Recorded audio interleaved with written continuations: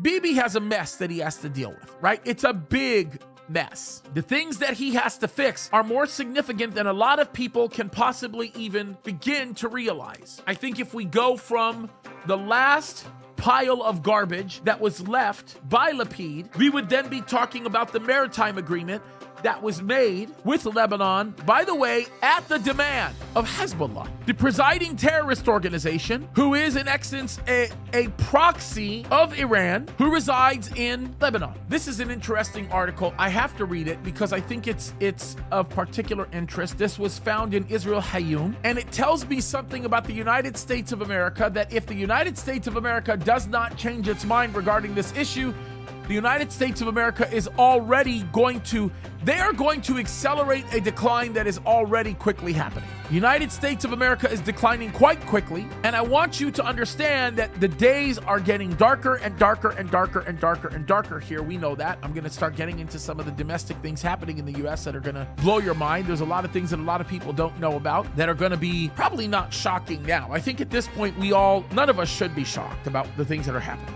We just shouldn't.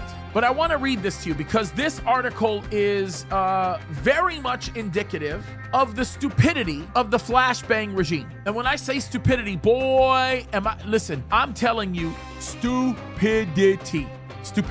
So it says this. The title of the article in and of itself is enough to get anybody's attention. The title of the article says, Lebanon says U.S. guarantees prevent Netanyahu from rolling back border deal. Good luck, United States of America. There's no way in hell or high water you are going to be able to prevent Bibi from rolling back this border deal. There's no way that's going to happen. Bibi, with the coalition that he will be forming, is going to not only effectively and powerfully roll back this deal, he very likely is going to take more than he already had prior to the deal.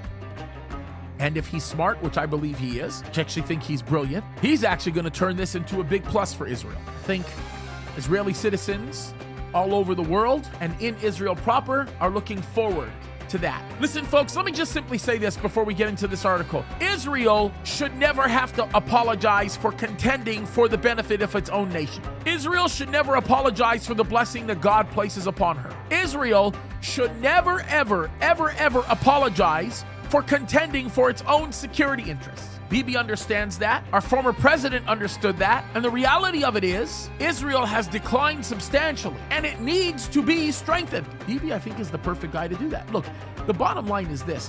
No matter what ends up happening with Israel in terms of its strength, and we're going to see some significant standing going on, right? I want you to understand that God is going to use that to bring into fruition what he says is going to happen and what he told us is going to happen through the prophet Ezekiel. By the way, it's interesting how Bibi is promising to continue on with the Abraham Accords. And in so doing, he is also making a promise that he is going to do everything he can to strengthen that coalition. The normalization agreements represented by the Abraham Accords are absolutely significant. But what is even more interesting about some of the promises that are coming out of that administration's mouth is that they are looking to bring Saudi Arabia into the normalization agreement. Now, if they bring Saudi Arabia into the normalization agreement, we're just going to sit here and tell you, we told you so.